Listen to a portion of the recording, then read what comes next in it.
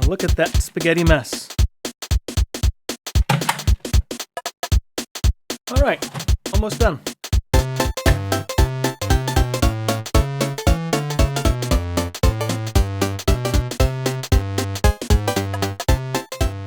Can I turn this 40-plus-year-old empty plastic shell into a proper companion device for my Commodore 64 Impostor without modifying the case at all? I don't have enough ports, nor a kind of card reader on this machine, and nothing out there seems to fit the aesthetic quite right, so let's see if I can assemble something that will work. I went online to eBay, and I found there was this case for sale for $15. And it came with a front panel, which is just that. So don't worry, no 1541 drives were harmed by me in the making of this. I did not part the guts out of this machine. This was purchased just like this. I won't be needing this, but I also won't be getting rid of it either because it looks kind of cool. What I would like to do is use this case beside my Commodore 64 Impostor or C64x from my retro computer. Well, the case is from my retro computer. And I'd like to put this inside of it. This solves a vast majority of my issues. I've got more USB ports, USB 3, and I have a card reader power output thing here for those little Molex bits and sound. I'm not 100% certain what I'm going to do with this, or if I will use it. It's more work than it's worth. But I'm very happy with the rest of it. For sure. The plan is I'm going to put this inside of here, mount it nicely, and have all the features functional. So I can see here, taking a little inventory of what I got. I have a USB header here, USB 3 header. Here's the audio. I'm not sure if there is a component already that exists that I could just plug in this and get the microphone and so forth and line out. And I have two SATA connectors, presumably for the SATA and the eSATA. Power, also for the power connector there. So when looking at this, what is the easiest way I can connect all this up and make it functional where I just plug this in, kind of like I would have done with the 1541 floppy drive to my Commodore 64. That's my intent. My tentative solution is a USB 3 10-port hub with switches. I don't really care about the switches, but hey, it's nice to know it's there. There we go. And then here, look at this fanciness. So I have a power supply, a manual. Ooh, look at this. Linux supported. Don't see that every day. And I'm guessing a USB 3 A to B port. Now I want to make this clean in the back. I don't necessarily want to have this power cord just hanging out of the back of it. This is where the power cord would go. So what I'm thinking is I would like to use one of these IEC 6320 connectors in the back. That's going to be a design consideration. I also am not crazy about the idea of just having this thing sticking out of the back here like that. I mean, sure, it'll work, but I don't like that. Let me see what I got. I picked this up. I should be able to have it sit right here, right out of the back of it, in a visually pleasing way. And this can be what I use to then plug into the C64X. This is a bit long here. It's obviously meant for mounting on some sort of a thicker material. And probably build some sort of a structure that this would be pushed into and then finish it with this little nut in the back. Okay, so that kind of answers part of the question. So now there's the question of how do I power the inside of this thing? I don't really want these in direct contact with one another. Could probably build a thing. Plenty of headroom for this. I think I'm going to have enough space to put another drive in there as well. Be sealed for freshness. And I can do something like this. Oh, actually, that could be a problem. Maybe we need to separate it out this way.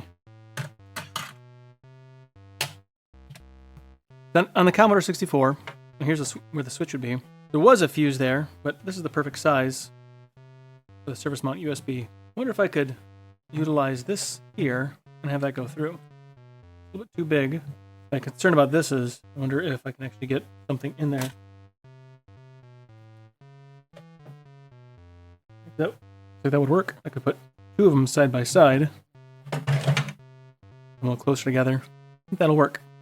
So if I do that, it's going to require some sort of a frame here.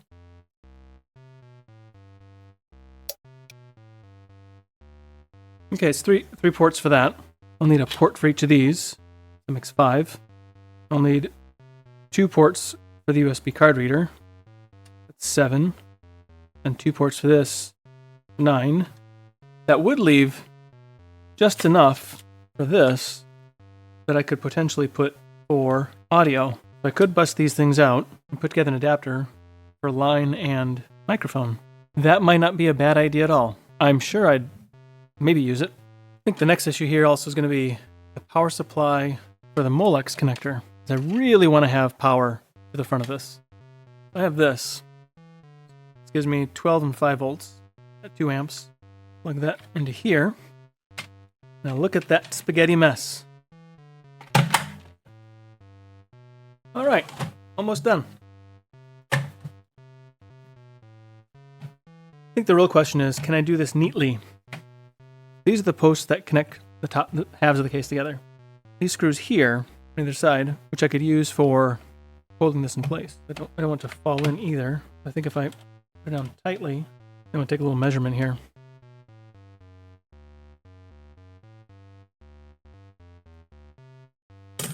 Right, so it's about 16 millimeters from the center of that hole to this wall. So it wouldn't take much to build a little bracket. Ooh. Maybe able to take advantage of that right there. Might take a couple design iterations. Question is, to have it go all the way around, or I would feel better if it was a complete strap. Also have to determine how all this stuff is going to go together. I also need a power switch, and with that IEC connector right here. Right now I want to see if everything can just fit in here well. I'm not sure the best way to go about this one here. Let's do this for now. I have power on this side. All right. I think what I'm going to do is I'm going to test to see how this actually works out here. This is the cable that came with this. Here. I'm gonna plug the thing in to my Impostor 64. And then I want to see how everything just sort of fits in there.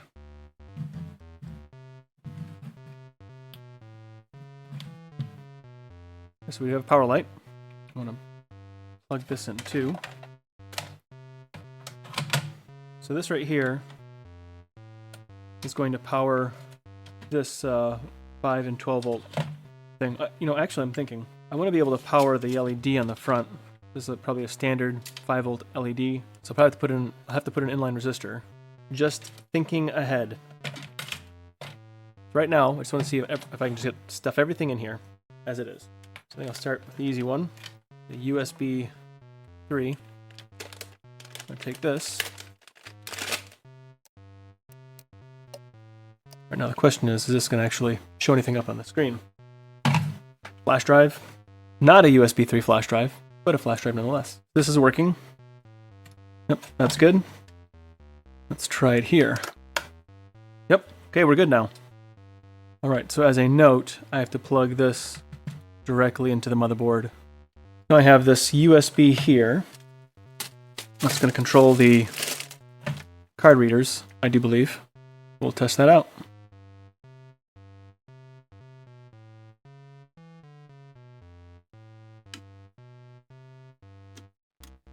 Look at that. Golden. Working. Computer's telling me it's 59.5 gigabyte removable, which that should be, that means probably 64. And they always cheat you on a few bits. There we go. Excellent. Just want to be sure, no. This off. Here. Was it upside down? And it shows up. Excellent. All right, now I'm going to test these. See if all of these are active. Good. Excellent. Excellent. That works. If I stopped here, I would actually be happy. But I'm not stopping here. I want to be able to use the SATA ports on the front of this. One's eSATA, one is SATA. I don't know if this is the right choice, but this is the choice I made. Got these little cards here. And I could plug this to one of those USB 3 slots. Got a little extension cable here.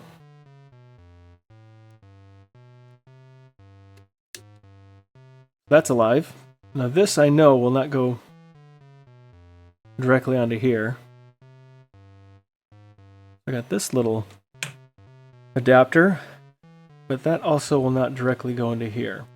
I'm going to have to modify the end of that. Do both of these. So I'll have to make an adjustment on that too. Okay. Look at that. Looks practically OEM. Alright, so now let's go ahead and plug this in.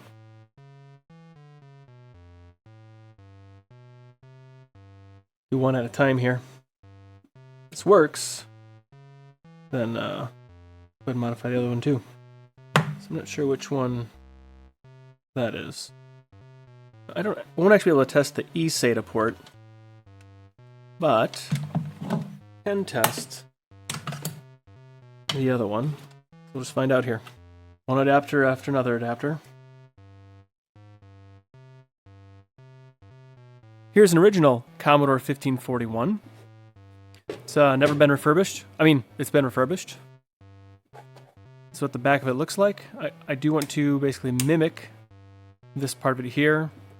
USB in will be this, and then I'm going to add some USB ports right here.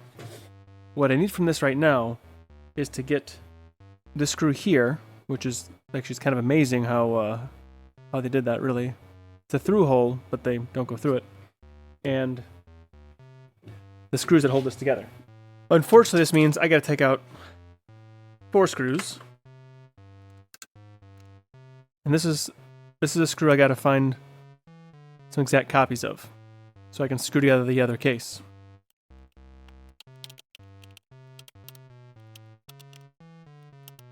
I really like these magnetic tipped screwdrivers. Such a wonderful thing. I'm only going to take one of these here. And now I'll go to the hardware store and see what I can find that's of similar pitch. I went to the local Ace Hardware, and I was able to get screws for the inside of this. Show you how close it is. This is the screw from the 1541. This is what I got from the hardware store. Almost identical. This one has a tip, this one a point to the tip, this one does not. That is not a big deal, this won't even poke through. Here is the case screw, and this is what I got for my Impostor build.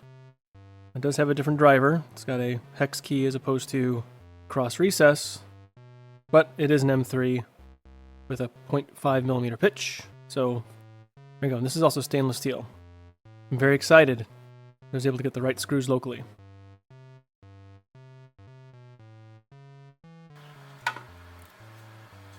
The easiest way I could figure out where the openings were was to create a partial print, trace the openings, and take the measurements of each of those openings. I don't imagine that it will be absolutely perfect, but it will be close enough to get me to the next design phase.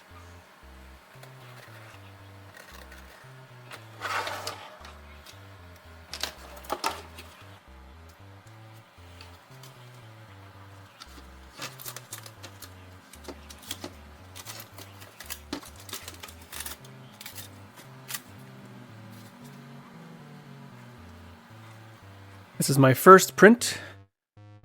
Well, it's the 7th revision, the second complete print. I did have one initial. So, let's see how this thing is turned out. Concerned that I didn't have the temperature high enough early on in the print, and I might have some issues, but whatever.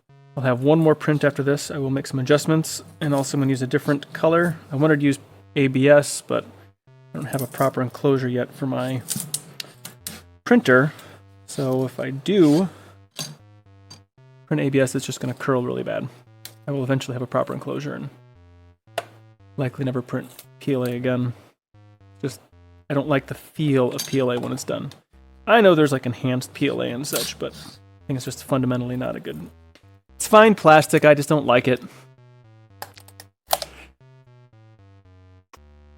want to break it before I even get it off the print surface. You may ask why I put so many vent holes in here. 2 reasons. 1, saving plastic. 2, I don't know, maybe it needs to vent. There we go. Look at that. Not even a crack. Feels alright.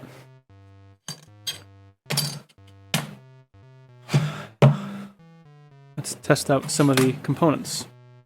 Start off with the USB hub. That's what I grabbed. Look at that. It's pretty nice.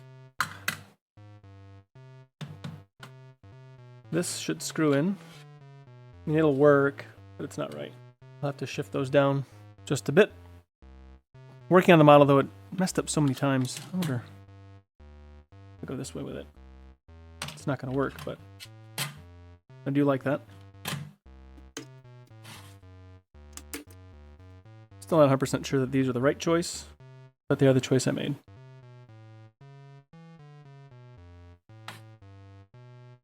A little bit loose. I could definitely make it taller too. And here's where I realize I'm an idiot. I forgot about the other power supply. Fresh off of the 3D printer. Trying to remove this without breaking it. That's always a... Yeah, I shouldn't say it's always a challenge. It is a challenge for me. 1 day, 1 hour, 26 minutes. Completed at 23 hours, 6 minutes. That's... I like it when estimates go that way. Better than the other way, for sure. But still a long print. Do a little cleanup here.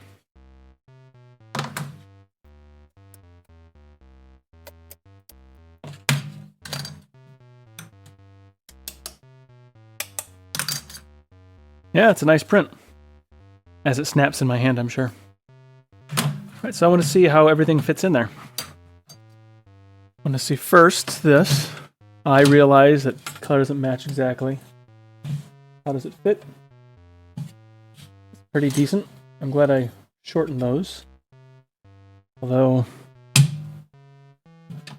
slot's a little bit tighter than I'd like. I will modify the model, but I'm not going to print this again for that. I would rather just modify the holes. Now let's see how different pieces fit. Produce my variations of screws, good, bad, or otherwise. I use the same screw for this, or for this, as what's required for these holes here. Can't get much smaller than that. Oh, look at that. That's beautiful. I made it just so. Which, incidentally, these are the same screws I used on my 1U Raspberry Pi rack. Check the card out there. Look at that. I don't really like this right here. So maybe doing this again, I might add a little more material just right there only. But that's fine. Not a professional build, it's a cubicle night build. This bugs me. Nothing a drill can't fix. See how this did. A little concerned about this because every time I made any modifications, FreeCAD would lose the references for these holes. Every time. It's very frustrating. 3mm screws. They're M3s, 6mm long. So hopefully, looks like it lines up. I really like that. Looks nice. Here's another part I'm excited about. Little toggle switch. I'm gonna double check to make sure I'm not putting this in upside down. This is off. on. Oh, gotta make a noise.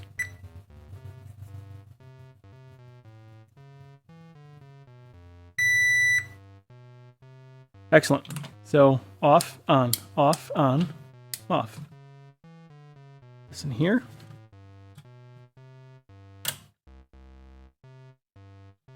Very nice. This is actually the color I wanted to use in ABS, but I couldn't successfully get this thing to print in ABS, so just that's an ABS.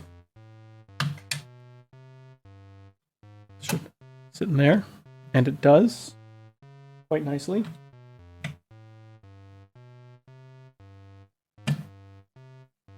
I'm not going to worry about final fit. I'm going to wait to put that in there.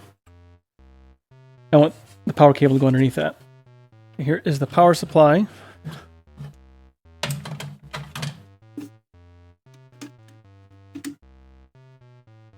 I will route this. Oh boy. It looks like it's riding a little bit up on there. I can modify that. Not a big deal. In fact, I'm going to do that now.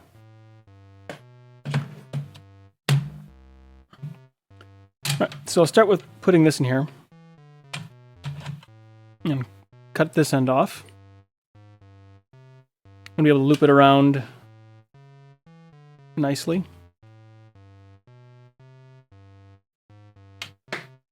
Here's a power supply for the 12 5-volt connector. So I'll have to figure out a way to make this sit nicely in here too. I have to get a cord, another IEC cord for that. My USB 3 to SATA. A little bit looser than I wanted, but it'll be fine. Not going to bounce out.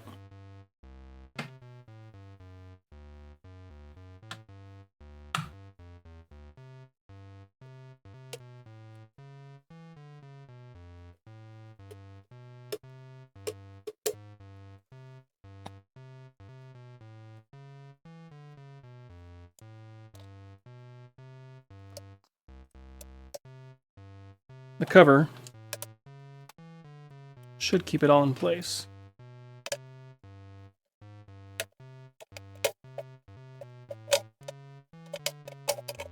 This is not good here. Part of that does seem to fit pretty well. I don't like that. All right, that's going to be a stopping point right there. I want to make some more changes. And then unfortunately have to print this off again.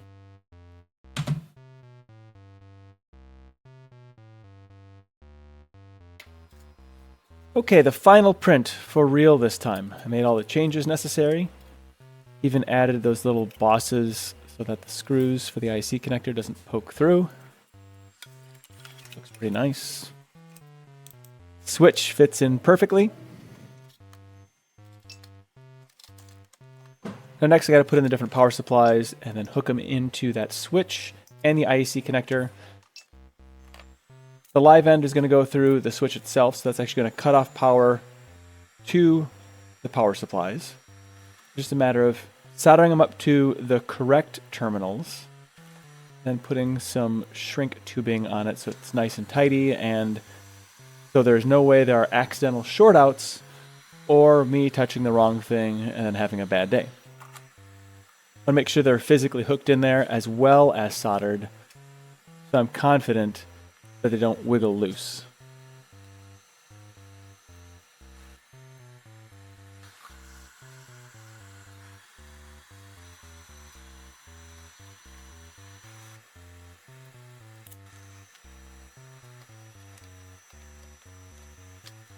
Unfortunately, the cable's pretty stiff at the end, so I had to remove the little strain relief portion of the cable so I could wrap it around. To make myself feel a little bit better, I put some shrink tubing on just because I don't have any real solid reason this is going to help at all. It just makes me feel better.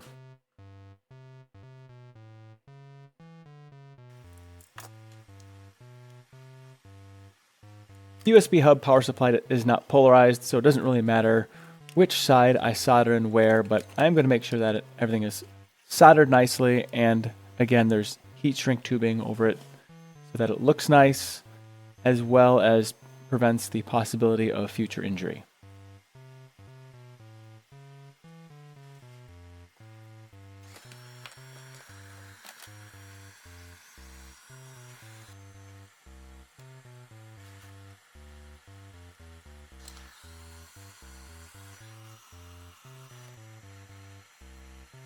I'll solder in the hot to the other side of the switch, and then the exposed metal on the switch, I'm going to put some shrink tubing on there.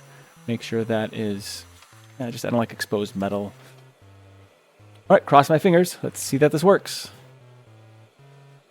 I'll put everything in place. Make sure everything fits nicely before I continue. I'll screw in the SSD, place in the USB hub.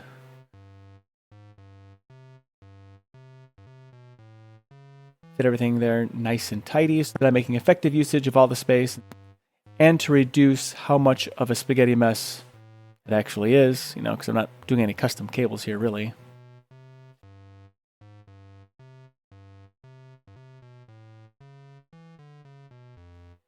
Yep, that fits nicely. I'll screw the device tray into the base of the case.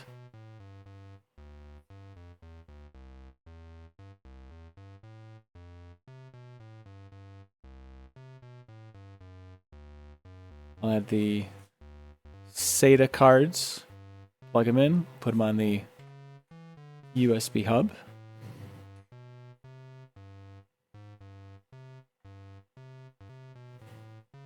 I'll string through the USB extensions to see how much I have to trim in order for it to sit nicely in the case.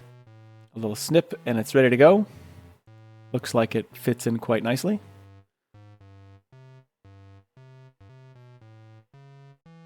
That much is good. Put on some zip ties here. I'm going to do it in such a way that I'm putting the cables in position before I tighten them down so they kind of hold their place and I don't have to fight the cables as I continue to put this together.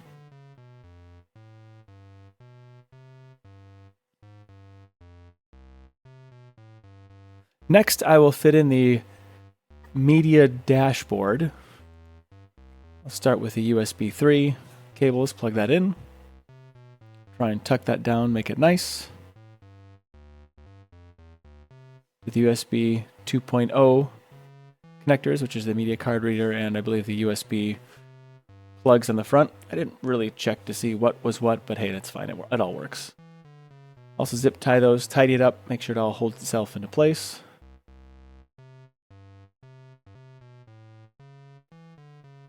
Now for the SATA cables. Again, I'm not sure that this was the right choice, but it's the choice I made.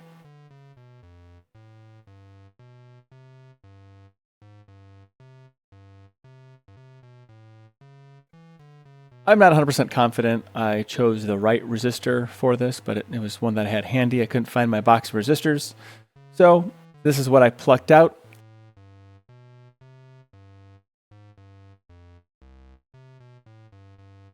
Like the other bits here, I'm going to solder this and then put some heat shrink tubing on it. It's an easy little thing. I can plug this in to the Molex connector, pull the 5 volts off of that power supply. Zip tie this all in, tidy it up, get rid of the little extra bits. Now I'm going to put in the media dashboard strap and screw it into the base of the case once again. And it looks pretty good. Everything's lighting up. Seems to be working.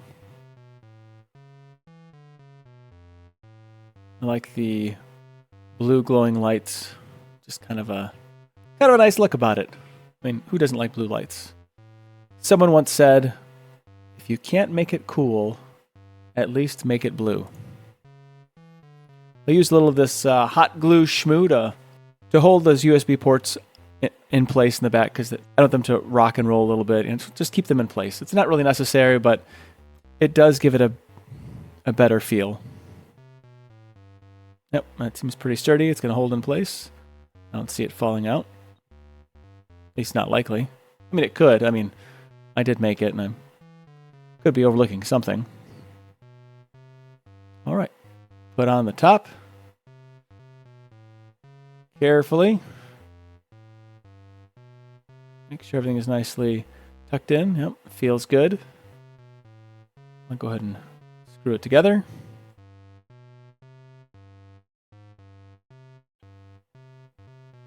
And there we have it. Nice looking little thing.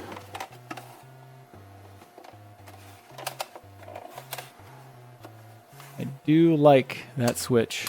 That's just makes me happy. Go ahead and plug it in for a test here. Make sure everything still just kind of works. Yep, look at that. Lights up.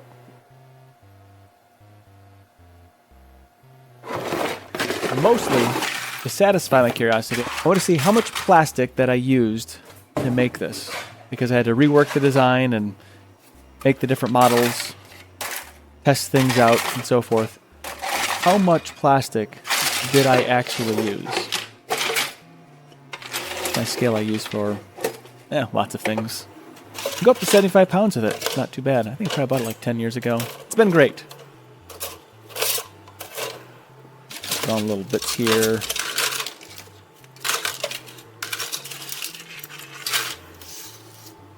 Even the little scrapies. I'm sure I lost a few pieces in the process, but this will get me close enough.